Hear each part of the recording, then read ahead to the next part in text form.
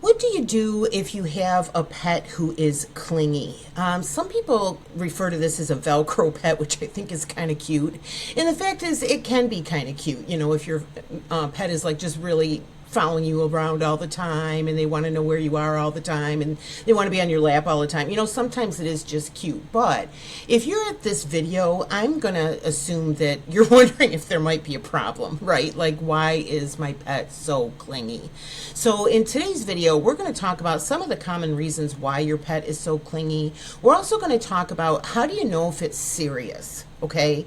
How do you know if there's an issue? And we're also going to talk about several ways that you can solve this problem for your pet. Now, before I forget, in the description box of this video, I'm going to give you a link for a free checklist with 7 things that you can do to help your clingy pet to be more confident and feel more secure. So go ahead and grab that. I'll try to remember to remind you about that at the end of the video as well. So if you've not been here before, my name is Deborah. I own this website called peoplelovinganimals.com. I do videos all about the care, health, and training of dogs and cats. So I hope that when you get time, you'll visit the website and maybe go ahead and share this with other pet lovers who you might know. So again, why is my pet so clingy? Sometimes they're following you from room to room. Maybe they whine when you leave the room. Maybe they even become distressed if you leave the room, or especially if you leave the house. Like I said, some people call this a Velcro pet. But regardless, let's talk about some of the common reasons for this. And first, before we get into this, I want to say, if you feel like this is serious, like if you feel like your pet is having a problem, if you feel like, oh my God, every time I leave the room, my cat has a stroke, you know what I mean? Like, please call the vet, because there are some medical reasons, that things that can be happening that is making your pet feel this way and making them, you know, cling to you. So first things first, if you feel like this is a serious problem, your gut might be right, and please go ahead and call the vet, okay? So what is a Velcro pet? This is a pet that sticks to you like glue. They follow you from room to room. They need constant attention, or they're panicking when you leave the room or you leave the house. There are some breeds of dogs like Labradors and also Siamese cats that have a tendency to be prone more to clinginess than other breeds. But it can also be a sign of anxiety. It can be a sign of lack of confidence. Especially if it just keeps escalating over time. Again, in the description box, get the free guide, 7 ways to help your clingy pet feel secure. If you're talking about a clingy dog, we're going to talk about dogs and cats in this video. Some of the reasons why they might be clingy: they might be having separation anxiety, which is pretty common in dogs. They might have had, just because it's the recent life change, maybe they've just moved in with you. Maybe you've just had a baby. Maybe you've just had a boyfriend, or, you know, somebody move in with you. It could be just a life change that they're not coping with very well. They also could have some sort of illness, or they could be in pain from something medical going on. And it could also be a trauma or past abandonment, especially if you are dealing with maybe a rescue dog that you have just rescued. You know, they might just be scared. Like, might just be scared they're going to be left again, right? Or they might just be scared about where they are, and that's why they're clinging to you. I'm going to give you a couple of links to videos in the description box. One is treating dog separation anxiety, and the other is what is dog anxiety. So if you're like, you know what, this seems more than just, you know, clinginess, this seems like my dog might be fearful, might be anxious, then you're going to want to go ahead and watch those videos after this one, because it'll dive into that just a little bit more. And also, you know, it'll help you kind of know, is this anxiety or not, or is this something more serious, right? When we're talking about cats, a lot of times it's the same sort of thing, the stress of an environment change, which cats are a little bit more sensitive to that sort of thing than dogs. Cats don't adjust to change very well in general, right? They could also just be bored or lonely. I'm going to show you my cat Whiskers later in this video. And that's the case with my cat Whiskers. He sometimes can be very clingy. First of all, he's just a mama's boy. He's a snuggly, affectionate, you know, beautiful boy, and he just loves to snuggle typical. But a lot of times he's just bored. He wants me to entertain him. So he's like, meow, meow. And it's like, sometimes they are just bored. But we're going to talk about how to fix that in today's video as well. And again, just like dogs, they might have a health issue. They might have some sort of past neglect or trauma. I'm going to give you a link in the description box to my video, What is Cat Anxiety? And I also wrote a post, and it has a video called Separation Anxiety in Cats. And I also have a video about why does my cat keep meowing? Okay, so those videos, if you want to watch those when you're done with this one, they might help you with those sorts of issues if you're dealing with your cat. Now, how do you know if it's clinginess or if it's separation anxiety? Okay, if you have a clingy pet, they follow you around. If they have separation anxiety, they panic when you leave. If you have a clingy pet, they want attention all the time. If they're having separation anxiety, they might be destructive when they're left alone. If you have a clingy pet, they might sleep near you. If you have a pet with separation anxiety, they might be pacing, they might be howling, they might be drooling when you leave or when you're not in the room. A clingy pet will watch for your return. A pet suffering from separation anxiety will attempt to escape confinement to go in search of you. I'm not kidding, especially dogs. So, there's a difference between, and there's also a difference between just anxiety and separation anxiety. But when we're talking about pets, cats and dogs, some of the treatments or the ways that you can help your pet with that can sometimes be the same, and they can help kind of regardless of what the issue is. And they can also help regardless of how serious or not serious, the issue might be. Let's go ahead and keep going. If your pet does exhibit these behaviors that we're talking about, that it makes it lean more towards separation anxiety, like panic-like behaviors, or they're being destructive when you leave, they might have separation anxiety. I wrote a post, I'm going to give you the link, called Signs Your Pet Might Have Separation Anxiety. Okay, so just look in the description box. You're going to find a lot more information about this whole topic in there. Are certain breeds more clingy than others? Yeah, Labrador Retrievers, Border Collies, I don't even know how to pronounce this, Vizslas, German Shepherds, Chihuahuas. I always feel better. If I was a Chihuahua, I'd be anxious all the time too. How do you go around in the world 6 inches tall? Like, some of these tiny little dogs, like, I don't know how they, sometimes they seem to be like nervous little dogs, and people make fun of them. It's like, don't make fun of them. The dog is 6 inches tall. How are they gonna? I don't know. I would be anxious too if I was a Chihuahua or one of those smaller breeds. Some kingy cat breeds are Siamese, Ragdoll, Sphynx, Burmese, Scottish Folds. I don't know why. It just, in my research, I found that those tend to be more clingy. This is my cat Whiskers. This is my couch where I sit and work every day. We look out at the patio. This is the arm of the couch. And this is him sitting there right on top of mommy. And I think it was because... oh, here it is. I wrote it in the article. It was the lawnmower.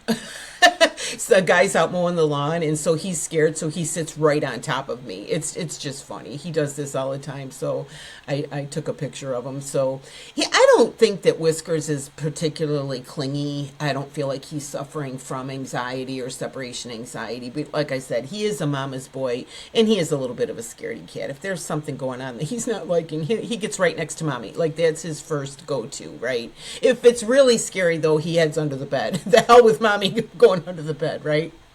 But that's just normal behavior if there's loud noises or something, right? Should you encourage or correct the clingy behavior? Well, it's okay to give your pet love and affection. Reinforcing their clingy behavior can make things worse, okay? Also, if you're just like letting it happen, then you're not addressing what's causing it, right?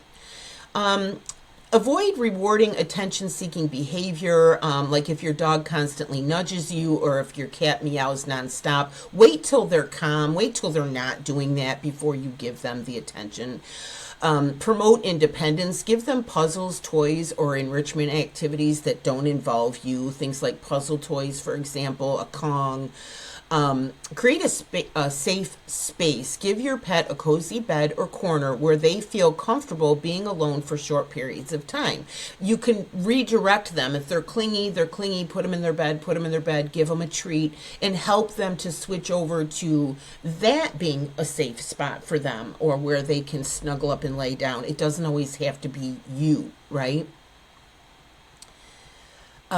What are some natural ways that you can reduce your pet's clinginess? Calming music can help.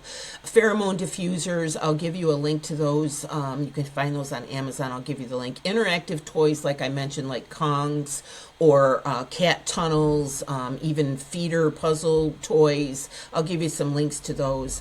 Also, it does help pets in general. If you have a predictable routine, pets, especially cats, do better if they know what to expect next. I remember I think it's the post I wrote, the video about dog separation anxiety. I think that's the one where I used the example of one of my cousins came to visit us once when I was a kid, and he came from kind of a chaotic, disorganized, kind of a dysfunctional sort of household, and whereas my household, where I lived with my parents, was much more structured. It's a little bit, more calm, and we had a routine every night for going to bed. And it was the kid was there with us for several days, so every night it was like, okay, it's bedtime, and me and my brother and sister, here's what you do: you go put your pajamas on, you go down to the bathroom, you brush your teeth, you wash your hands, you get in bed. Mom came and said our prayers with us. Like, it was the same routine every single night. And my mother communicated to me years later that she couldn't believe how our cousin responded to that routine. You could see that he felt calm in it. He was thriving in it. He enjoyed it so much. Do you know what I mean? And, so I think, pets are the same way. They want to know what to expect. They want to know what the routine is. And especially if you have a puppy, if you have a kitten. And I think dogs in general thrive on that as well, but I think it's even more so for cats. They need to know what's happening next. How can you train your pet to be more independent? I'm going to give you a link for dog training from Doggy Dan. I don't know if you've heard of him before. He runs a website called theonlinedogtrainer.com. He has a training program called the Dog Calming Code, and it's 5 exercises you do with your dog every day that helps them to be more calm, helps them to obey you, helps them to see you as the one in charge so they can relax, like that whole kind of pack leader. They don't have to worry about things because you're going to worry about things. You know what I mean? I'll give you a link to that. It's super effective, and it's super easy, and it's super inexpensive to get the program and go through the 5 steps. I also did do a video called How to Boost Your Dog's Confidence. I'll give you a link for that as well. There's ways that you could just help them to feel more confident. For cats, independence building might mean letting them initiate affection, ignoring or at least not rewarding excessive or constant meowing, and teaching them to play alone. Again, I keep talking about like interactive toys where they can entertain themselves, mental stimulation, exercise, the whole bit. It might seem tough at first, but gentle consistency does work. If you want to learn more about your cat, there is a very inexpensive ebook called The Cat Language Bible, and it's kind of teaches you how to understand cat speak. Like, it helps you to understand what your cat is trying to communicate to you, and it also helps you to learn how to communicate with your cat. Okay, so if you're having this issue where you think there's a behavior issue with your cat, like clinginess, you might want to check out that ebook. Again, it's inexpensive, it's easy to follow, and it covers a lot of stuff. It's just a nice resource for cat owners to have. Should you be worried about your pet's clingy behavior? Clinginess is only a problem if it causes stress for you or it's causing distress for your pet. The warning signs that it might be serious is, again, destructive behavior, loss of appetite, physical symptoms like they're vomiting, they have diarrhea, they're constantly pacing or drooling. If they're doing self-harm, like if they're doing excessive licking or chewing, okay, this is an animal with a problem. They're having extreme anxiety or some sort of medical issue or extreme separation anxiety. So if any of those behaviors are present with your pet, I'm going to ask you to please institute some training techniques right away, but also take them to the vet and tell the vet what they're doing, because your vet might be able to determine if there is a medical problem. But even if there's not, your vet might be able to help you figure out why. Like, why is this happening for your particular pet? And like I said at the beginning, if it's weird, your gut will tell you that. If you're at this, follow your gut. If you think it's weird, if you think it's excessive, if you think it might be serious, you might be right. Okay, so please go ahead and call your vet. Don't make your animal suffer, and don't let it get to the point where you're getting angry. You don't want to be mistreating your pet because they're aggravating the shit out of you because they're meowing all the time or following you around. It is your job as the pet owner to realize there's a problem and to educate yourself on how to solve it and to take the steps to solve it. It's your job, okay? So please just don't just mistreat your pet over it, okay? Please just try to learn, why it's happening and what you can do about it and help them with it so that you'll both be happy, right? You want to love your pet. You don't want to hate your pet. You don't want to be aggravated with your pet. You don't want to have to get rid of your pet. You want to love and enjoy your pet, and they want to enjoy their lives too. So please go ahead and take the information and go ahead and use it, right? Get it solved for them. Now, if you need help from a professional, again, I'm going to recommend professional dog trainer and behavioral specialist Doggy Dan.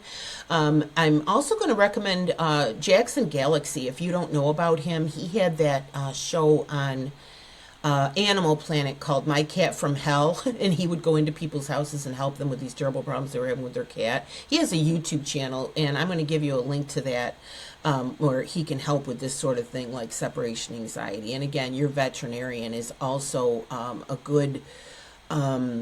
good source of information. I'm going to give you a couple more links in the description box for other websites, articles on this issue, so you can get even more information.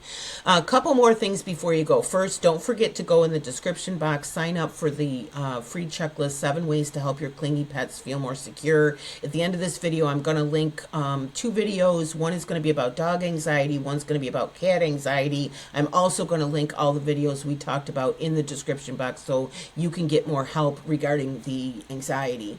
Also, I am going to give you a link to sign up for my newsletter. You can go to the link. You can sign up for the cat lovers newsletter or the dog lovers newsletter, or both. And if you sign up, you get a free gift, and you also get videos from peoplelovinganimals.com just about once a week or so, all about the care, health, and training of dogs and cats. So I hope so much that today's video helped. Please go ahead and comment below the video. I'd love to know what you thought, and if you have any questions or if you come up with any solutions for your pet's clinginess, please put them in the comments below so that other people that come along and watch this video later on might be able to benefit from your experience. Again, thanks so much for watching. My name is Deborah, and my website is peoplelovinganimals.com.